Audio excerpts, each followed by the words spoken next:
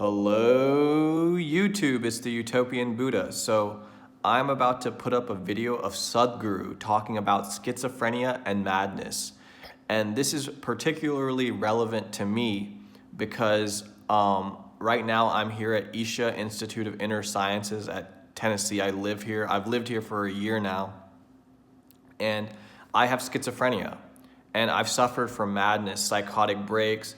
You know, I had a spiritual experience in my early 20s that kind of woke me up, an experience of bliss, ananda. And after that, I had a psychotic break.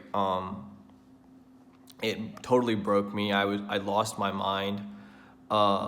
And what Sadhguru says in this video speaks to that so deeply, is this idea of having a split personality. So let's watch the video and then we'll talk about it. If you say, I want to love myself, now you are heading towards schizophrenic condition. Now you're creating two in one. If you want to ensure that you never go insane, the first and foremost step that you need to take is, you take away all divisions and you see this is an individual. An individual means he cannot be further divided, he's indivisible. You cannot divide him anymore. This is one entity, you can't make it into two. If you make it into two, I love myself, now you're heading towards madness. First step has been taken. If life situations cooperate, you will get there quick. If life situations don't create that situation for you, you may manage within socially accepted levels of that madness. So, the reason why, even if divine touches your tongue, even if the taste of the divine is there on your tongue, you can still get entangled, is simply self-love. It is a sure step, first step towards madness. Whether you're going to get there to the asylum status or you will get only to the ashram status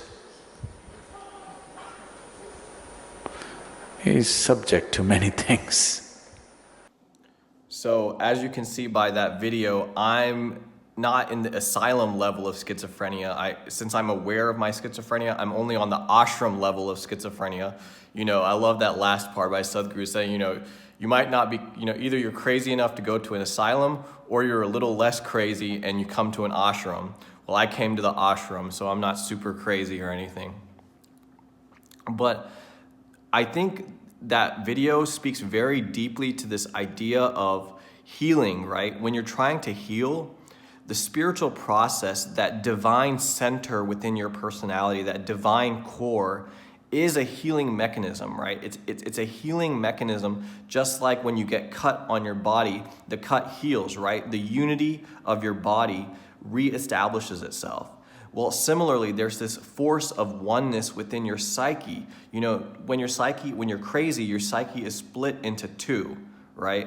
When I had my psychotic break, I thought I was Jesus, I thought I was Buddha, I thought I was God. Like I was having religious delusions. I thought I was like gonna save the world. I still have a touch of that madness within me. I still have a desire to make a difference, but no longer a desire to save the world. But I still want to make the world a better place. But anyways, like religious delusions and stuff like that, this sense of self-importance, this sense of self-significance came from this self-love, this inflated ego that I had, right? And it took time for me to eventually puncture my ego and humble myself and realize that I'm not that special. Everyone's special and no one's special, right? Like if everyone's special, then no one's special. But yeah, that's all I wanted to talk about. Just share my story a little bit. Have a great day, guys.